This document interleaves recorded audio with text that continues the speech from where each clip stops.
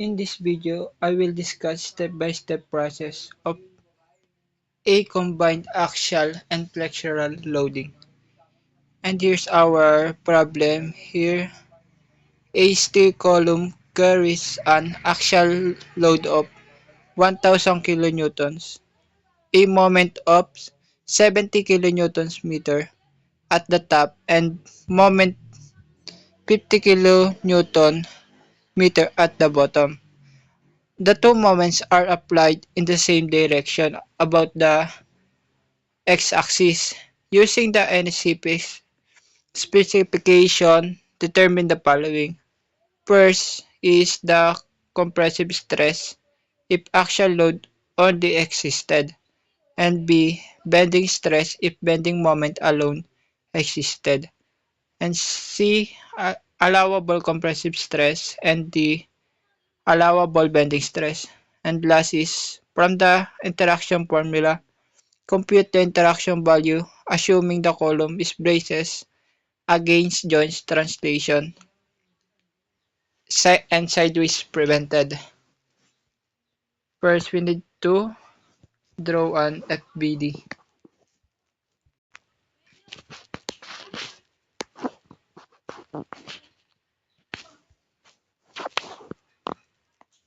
So we have an A column here, then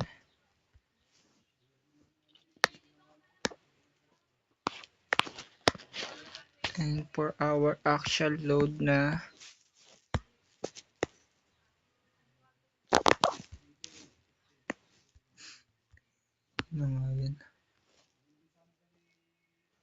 axial load na 100 kilonewtons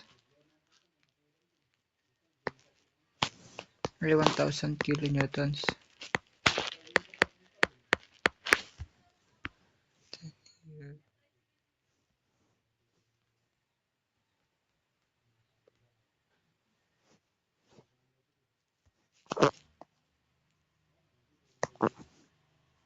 1000 kilonewtons.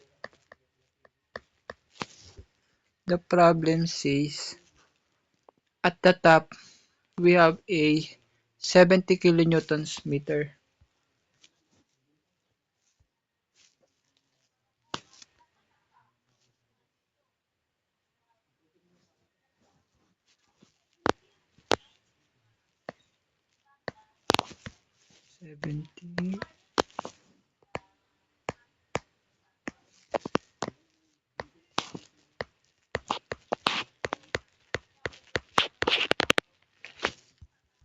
And from the bottom naman is 50 kilonewtons meters.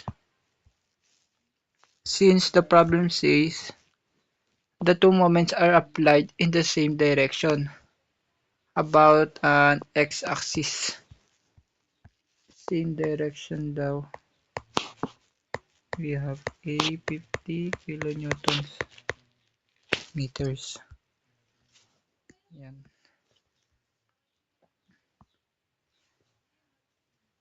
So yan. Let's solve for the letter A, which is compressive stress if axial load only existed. For our letter A, we have a formula na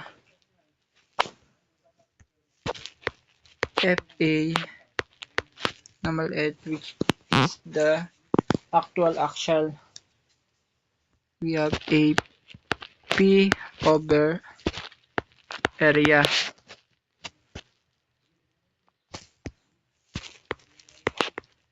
FA equals to 1000 times 10 raised to 3.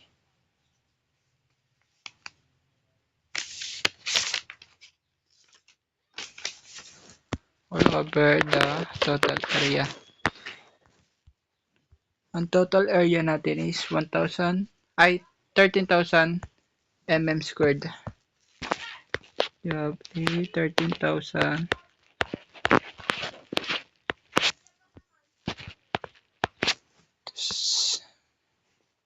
And to get this,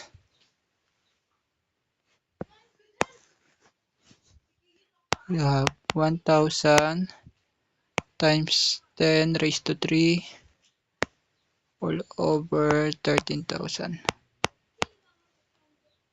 So we have a 76.923.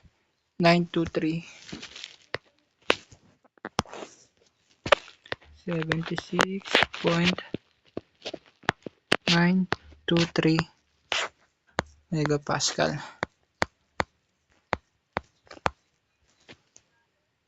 Then store natin siya sa A.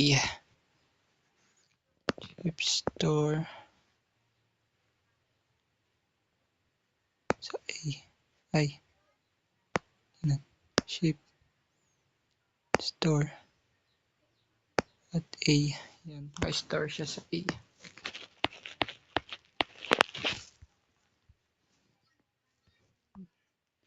Ay, this is our final answer for letter A. And for our B naman, we have a bending stress if bending moment alone existed. So,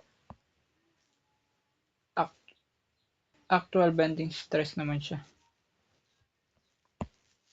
And for our actual bending stress, we have a FB equals to M over S or MC over IX. Since we have a given of AX, ito gagamitin natin. FB equals to 70 times 10 raised to 6 all over 203.40.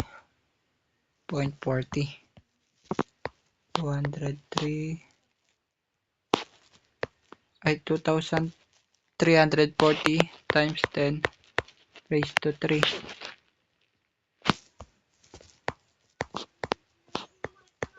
And for our actual bending stress is equivalent to 70 times 10 raised to 6 all over 2,340 times 10 raised to 3. We have a 29,915.915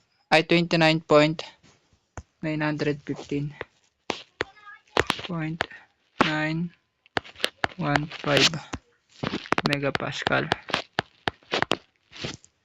And this is our final answer for number 2. Store natin siya sa B. Store at B. Ship store sa B.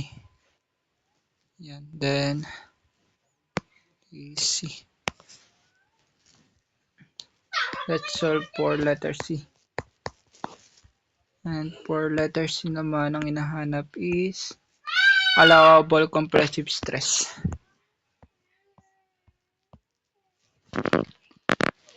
To get that, we solve for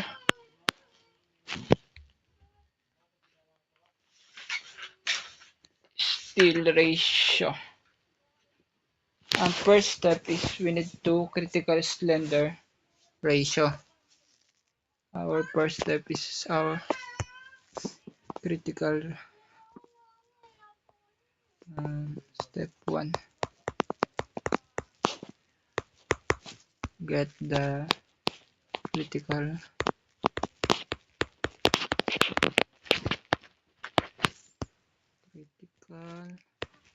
slenderness ratio.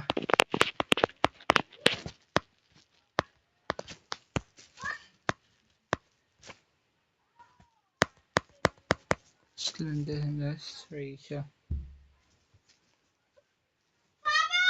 And for slenderness ratio now we have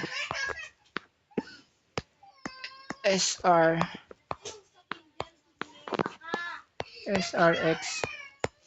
equals to KA XLX all over RX.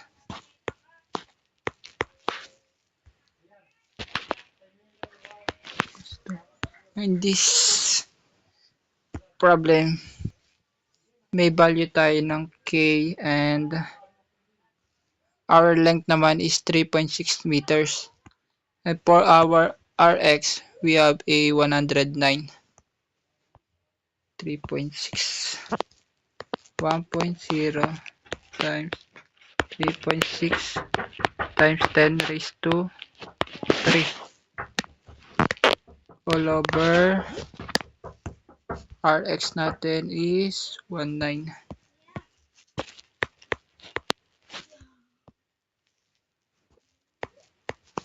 Our SRX is equivalent to AC.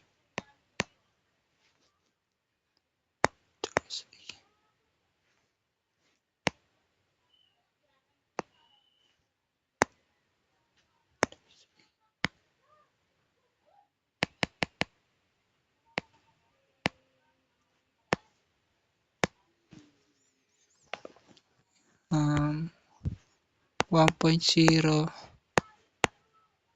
times 3.6 times 10 raised to 3 all over 109.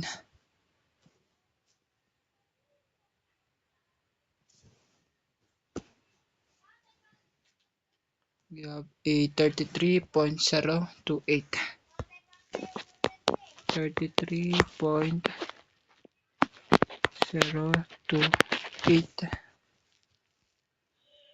And next is for our slenderness ratio sa Y.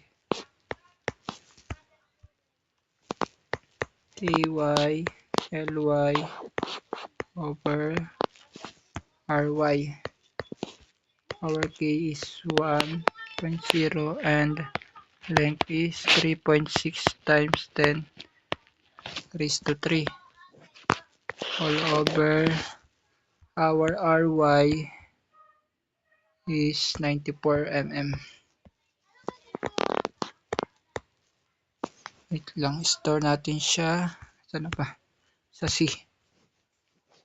Shift, store natin sa C. Yan. Then, for our SRY, 1.0 times 3.6 times 10 raised to 3 all over 94. We have 38.0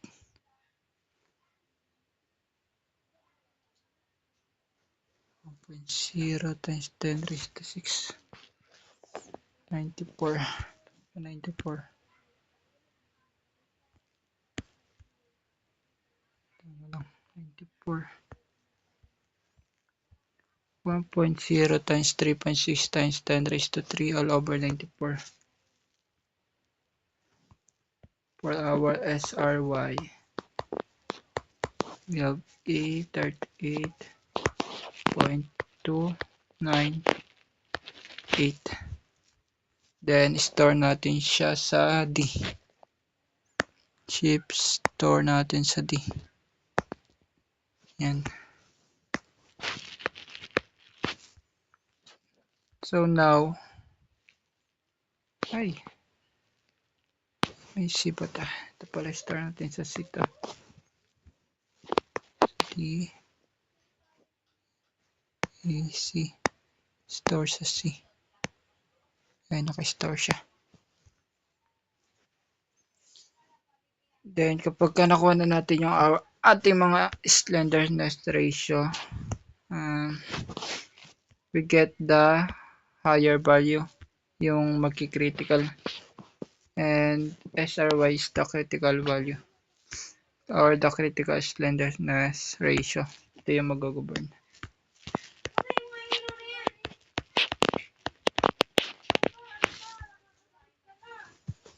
Next step is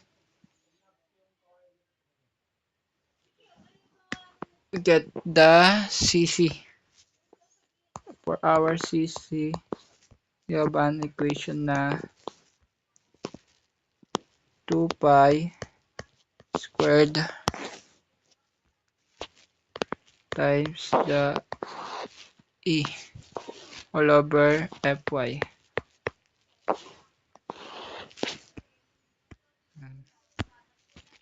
Equivalent to 2 pi squared times 200,000.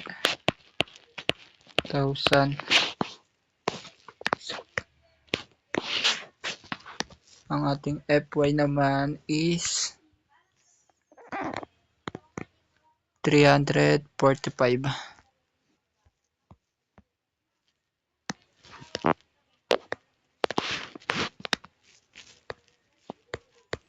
345 cc is equivalent to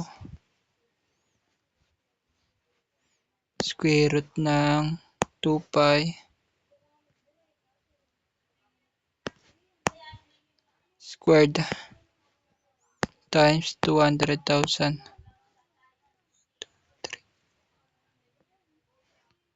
all over 345 the Fy is equivalent to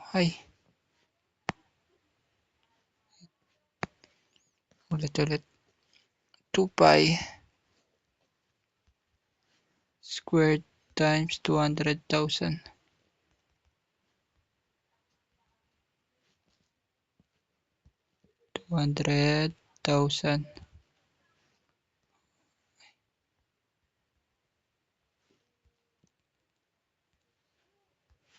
all over the Fy, which is 345.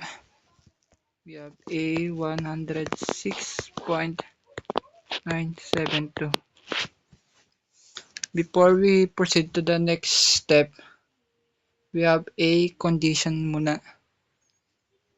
The conditions, our condition is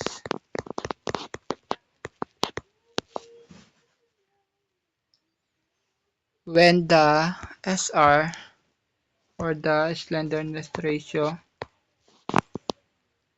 is not greater than 2 our CC. So we call this an A. Therefore, this is an A intermediate column. Intermediate column.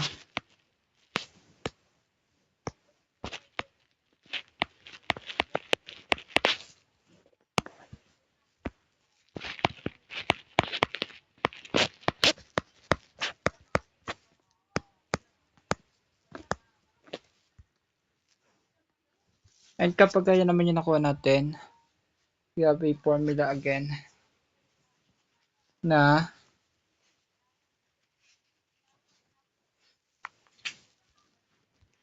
FA equals to, or the allowable compression stress.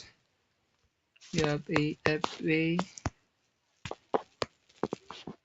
1 minus 0.5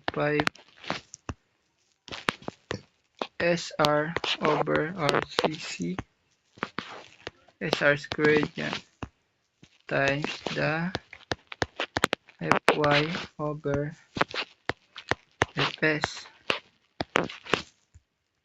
and to get our factor safety, we have a factor safety equals to 5 over 3 plus 3 over 8 slenderness ratio all over the CC minus 1 over 8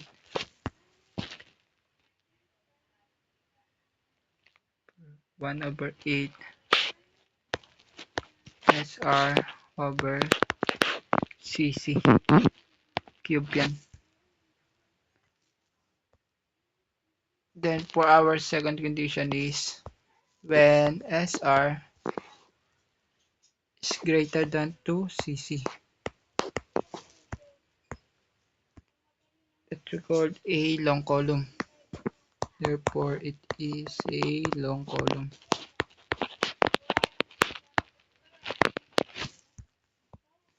And we have a formula again, which is for our long column, we have a FA 12 pi squared times our E all over 23 slenderness ratio squared. These are our conditions. So we need to proceed for next step. For our next step,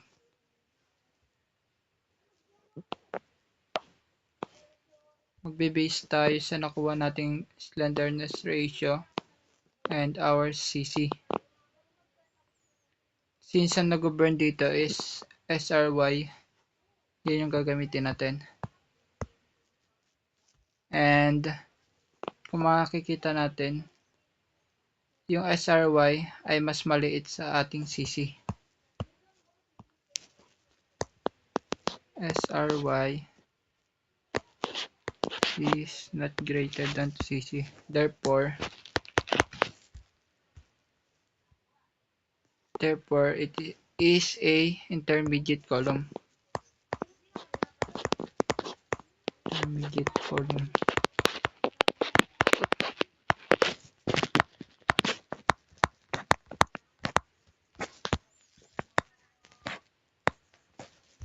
Since it's a intermediate column. Now, we solve for our factor safety muna. Kunin muna natin yung let's solve for this Z. Z or equals to slenderness ratio all over our CC. Sa slenderness ratio, yung nag-govern. Ang nag-govern dito is our 38.298. You have A 38.028. Ay, 38.298. 38.298 all over our CC naman is 106.972. 106.972. Ito naka-store to sa yung SR natin naka-store sa D and CC naman store natin muna to. Store natin siya sa E. Shift store sa E. Yan. Store sa D and E. D and E. Equivalent to store sa D. Store sa D. Then store sa E. We have a 0.358. 0.358. Store natin siya sa F. If store sa F. Then naka-store na siya sa F. Next is factor safety. Nakuha natin factor safety. And may formula tayo na 5 over 3 plus 3 over 8. Since SR over CC lang naman yun, ito na ilalagay natin. Yung naka-store sa F. F minus 1 over 8. Then our F again na naka-cube. So factor safety is equivalent to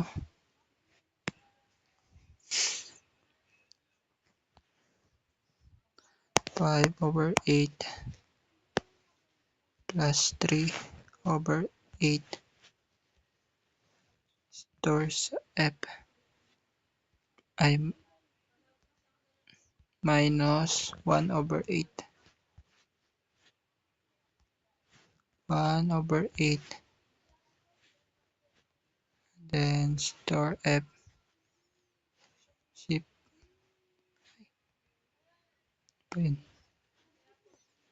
shift cube is equivalent to 1.806. This is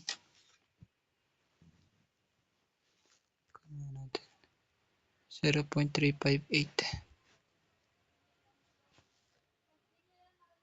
ay minus ito. Wait lang. Minus. Yan. 1.795. 1.795. Store natin siya sa Y. So let's store for Y.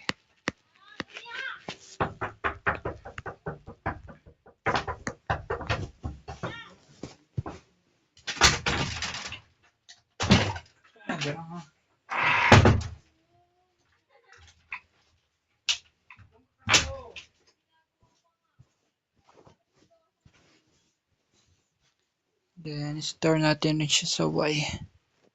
Shift store sa Y. Yan. Next is solve for the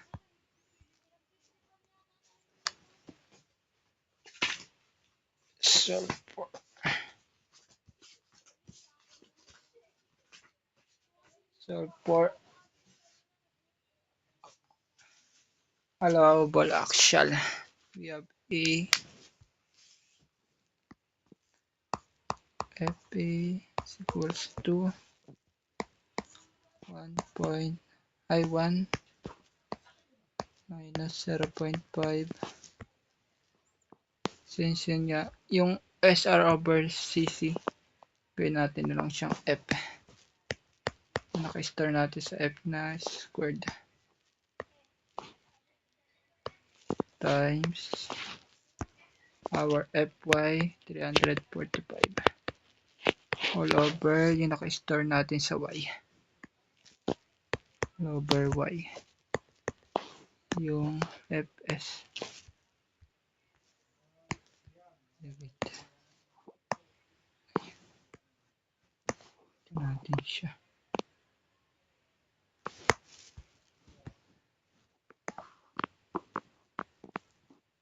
Copy.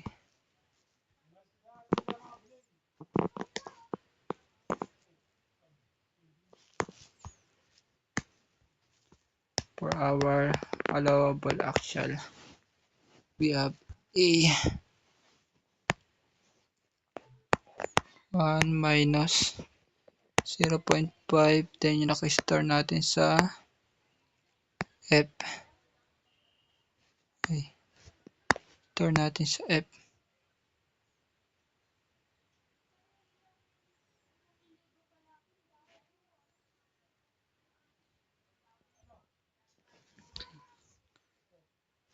Isimulan natin. Try natin kung ano nakalagay sa 0.5. Wait lang. Dito natin ito. Nawala yung naka-store sa F.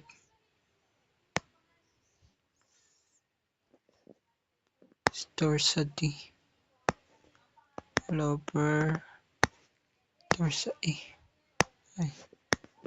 Store sa E. Ito. Shift store sa F.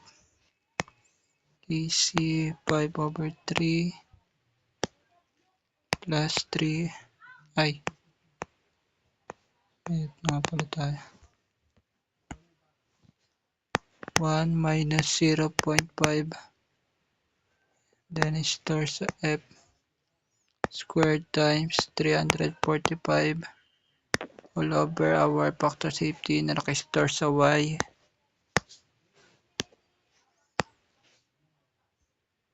We have A 179.864. 179.864 megapascal.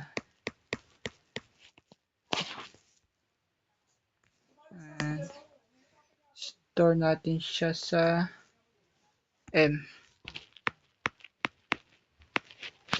And for our final answer for letter C. This is for letter C.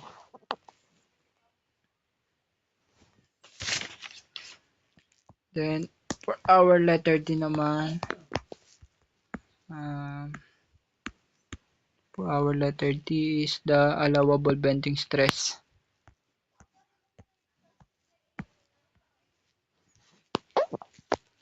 In this problem, we need to assume na compact section na siya agad. We proceed to L1 and L2 na. For our L1, we have A 200 base ng flange over square root ng F1 ay Fy is equivalent to 200. Ang base ng flange natin is 360. We have A 360 all over our Fy. Our Fy is 345.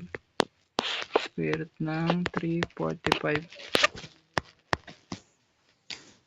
Store natin to sa M.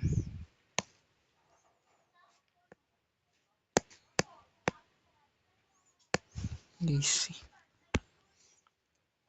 200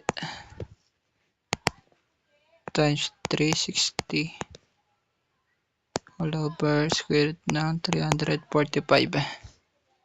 We have A 3,876. 3,876.349.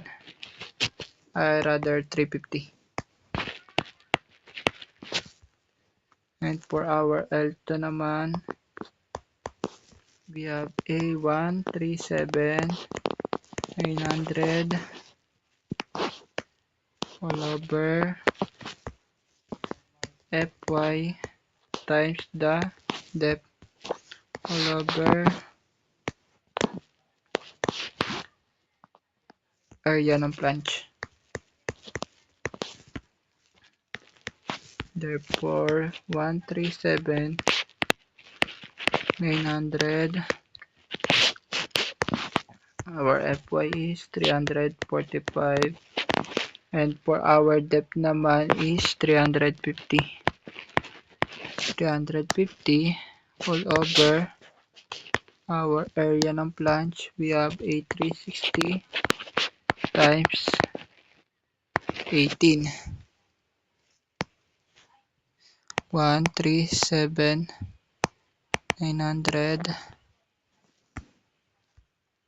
137,900 all over 345 times 350 all over 360 times 18. We have, bakit yan? 345, 350. 137, mali ito. Yan. We have a 7,400, 348. Equivalent to 7,400.348.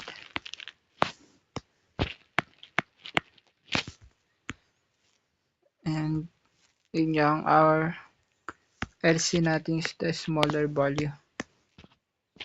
LC and here our larger value and the LU. Next is check if laterally supported. And LB natin, we have a 3.6 meters or 3,600 mm. Since yung LC natin ay mas mataas sa LB, therefore, LC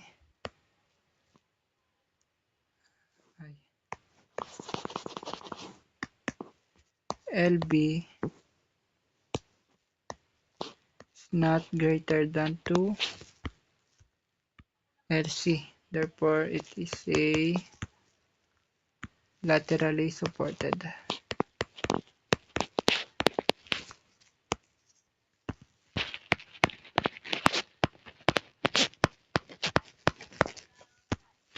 Laterally supported siya. Yan. Therefore, our FB or our bending stress equals to 0.66 times our Fy. FB equals to 0.66 times 345. FB equals to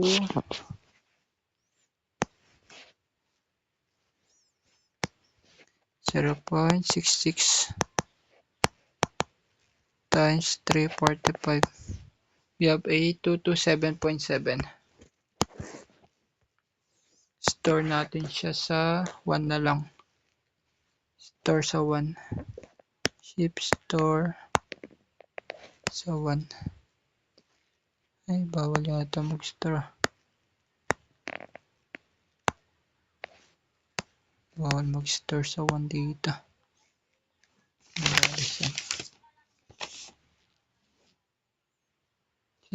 Ay, nagamit yung C. Store na lang natin siya sa E. Shift store sa E. Yan. Bali, 227.7 megapascal. Then, store sa E. This is our final answer for letter D. And for our letter E naman,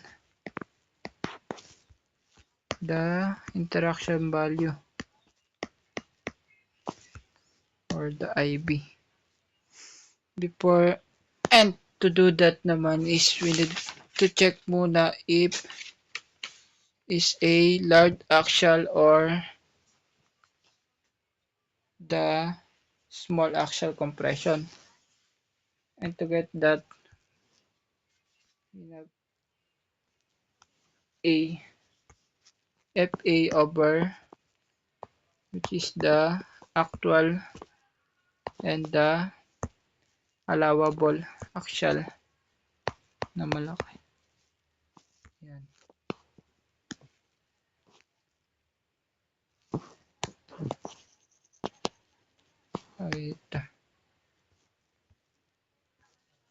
We have a condition again pala. Conditions. Kapag ang ating actual axial stress,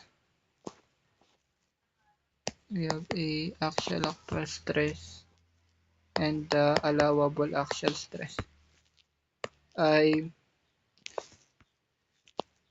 hindi tumaas sa 0.15,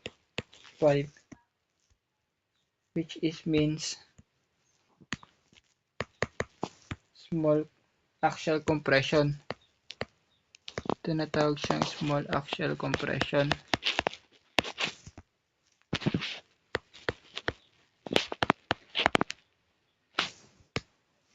Small axial compression. And we have a formula na FA over FA na malaki plus FBX all over FBX na malaki plus FBY na maliit all over FBY na malaki. And for our second condition naman, we have A kapag ang actual at allowable axial stress naman natin ay mas mataas sa 0.15. Taas sa 0.15. Ito ay large axial compression.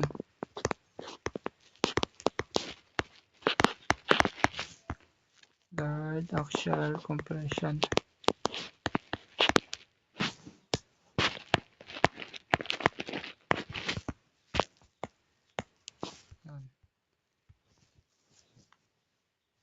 So let's start to check it if it's a small axial compression or large axial compression.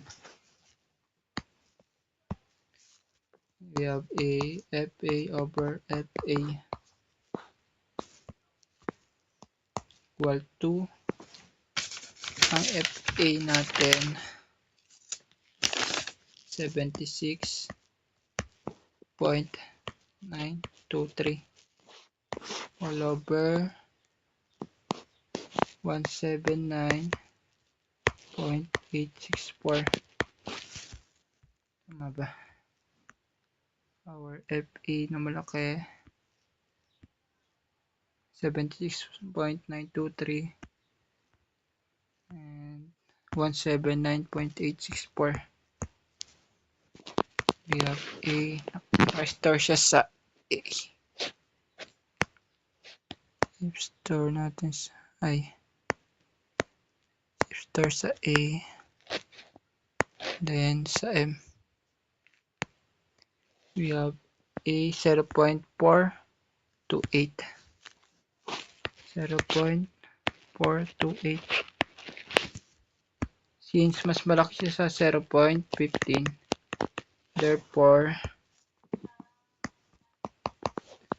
a large axial stress, a large axial compression rather.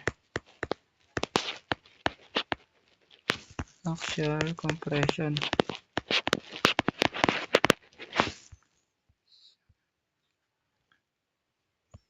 And ang formula natin sa large axial compression is FA over FA na malaki plus CM x FBX all over 1 minus FA all over FEX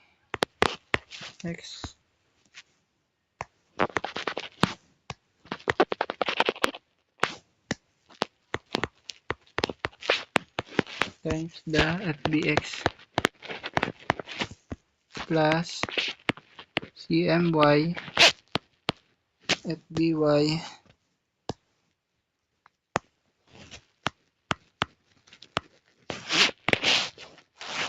times 1 minus FA all over FEY times FBY. This is for a stability interaction. Stability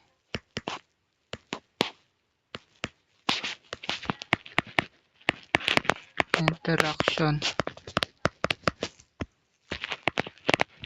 And for our strength interaction naman,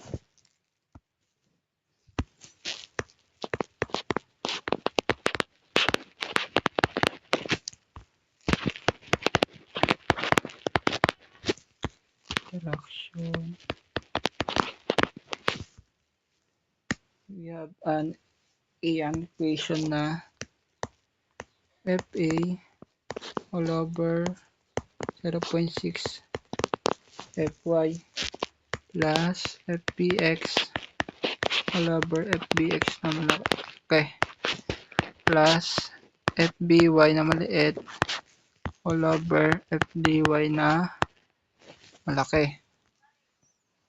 Kailangan itong dalawa na to ay hindi lalagpas sa 1.0. Yan. First is ito, sagot. Kunin muna natin yung stability interaction niya. For our stability interaction,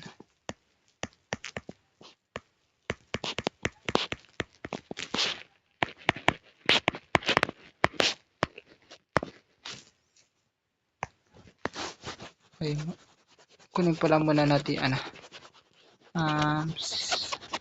yung cm natin.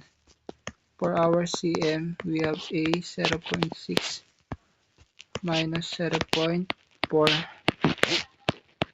m1 over m2. Yung m1 natin, siya ay yung mas mababang moment. Siya yung small.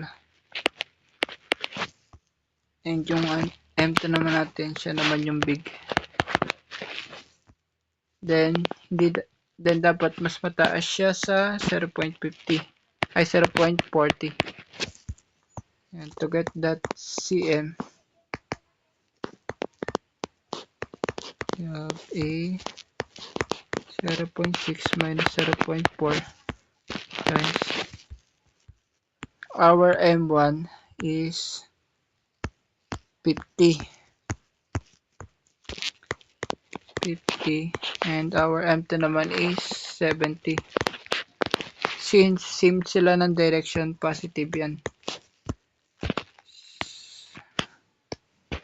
That is greater than to 0.40.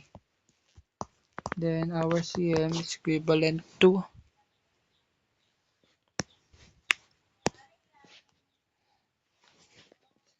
0.60 ay 0.6 minus 0.4 times 50 all over 70. Therefore, we have a 0.314. So, ba't nga ba ito yung ginamit natin cm? For that question, sinabi dito na sideways prevented and against joints translation. Kaya nagkaroon tayo ng cm. And ito nga gagamitin natin. The cm equals to 0.6 minus 0.4 times m1 over m2. Since yun nga, balik tayo dito. Yung nakuha natin value is 0.314. Since mas mababa yung 0.40, ay mas mataas yung 0.40 sa 0.314. 0.40. Therefore, ang gagamitin natin, we use for 0.40.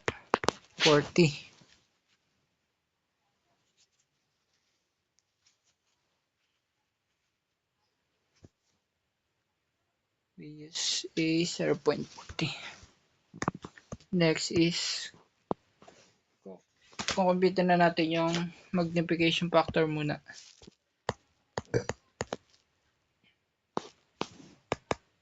Ay kunin pula muna natin yung f(x) prime na may 12 pi squared times e all over 23.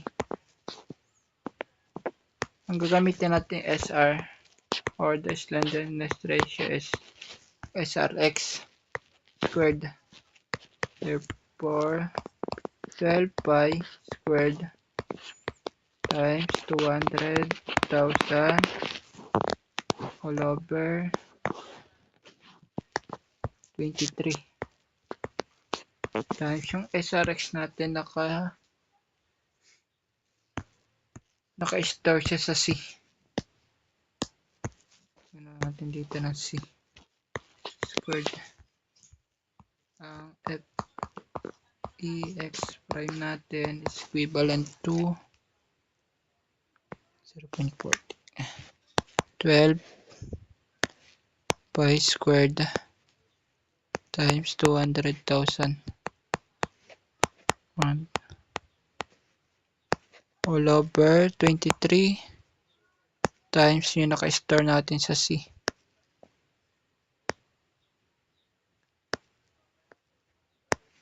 Store natin sa C. Then squared. We have A 944.129. 944.129.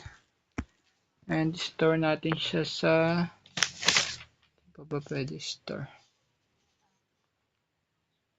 Ito, store na lang natin siya sa F. Store natin sa F.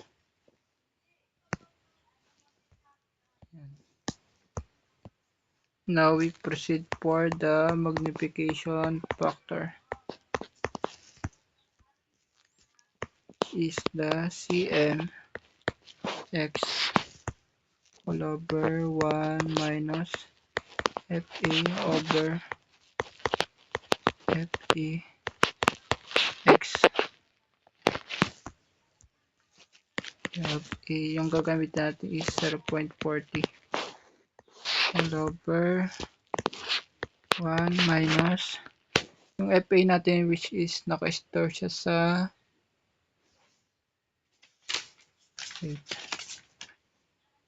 ba siya naka-store siya sa A, and yung isa naman naka-store sa F.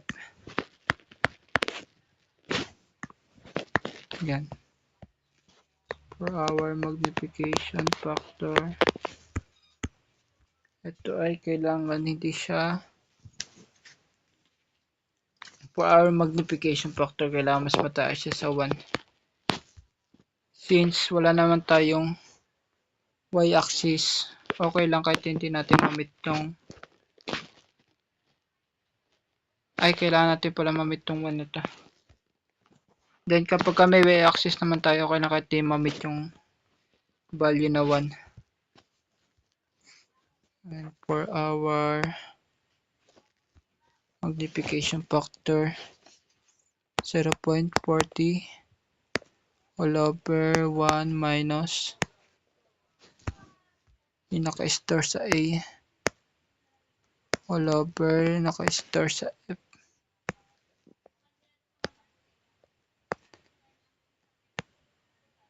We have an A magnification 0.35. 0.435.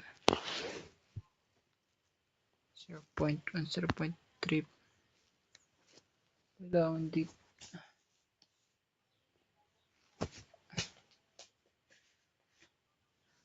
Again, since mas malaki yung 1, we use for the value of 1. Use 1. So multiplication factor natin is 1 na. Then we proceed for stability.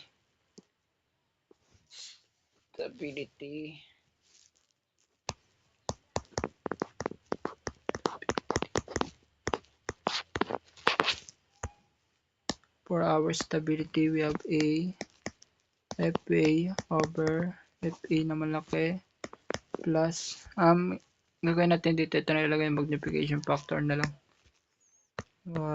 MAI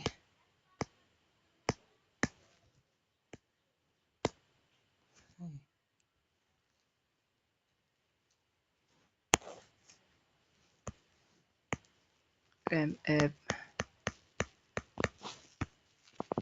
times our FBX all over FBX malaki. Since wala naman tayong y-axis, i-cancel out na natin ta. Cancel out this one and this one. Price stability. We have an FA na naka-store sa A. All over yung FA na malaki natin na naka-store sa M. Plus our magnification factor. Since hindi nga natin na-meet yung 1 or mas mababa siya sa 1, we use 1. 1 times our FBX na naka-store sa B.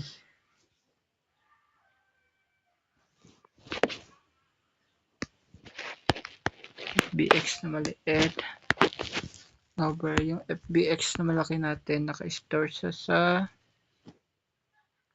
letter E.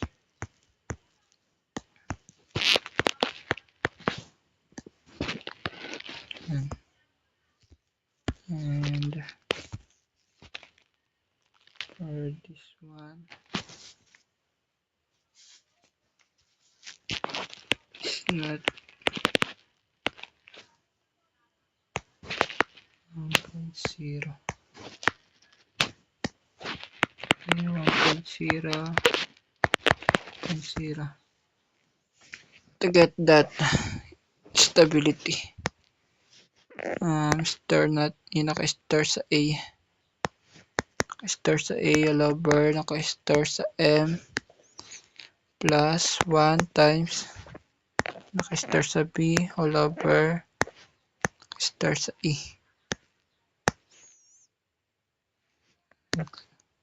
Sama 76, 179, naka-store sa B. Ay.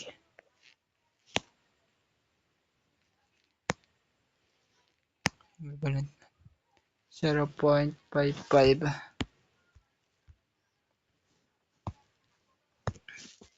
0.559 1.0. Therefore it is a safe. Check siya, safe siya. And for our strength naman,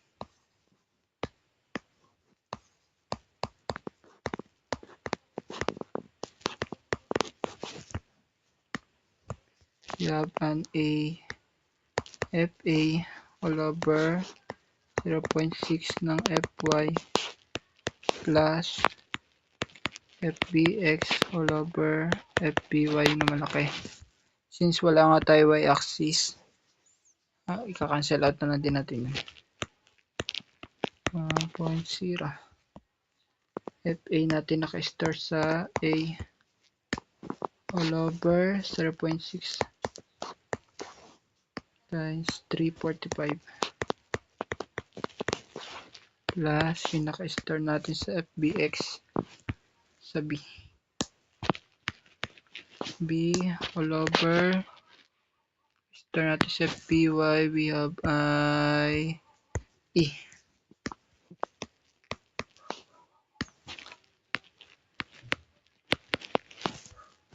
.0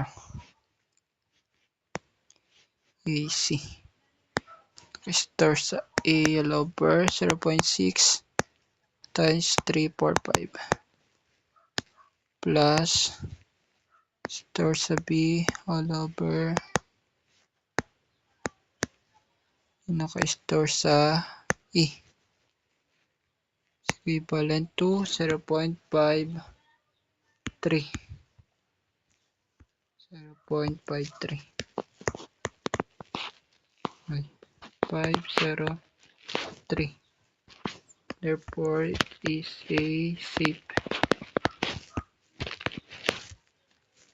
And this is our final answer for letter E. And that's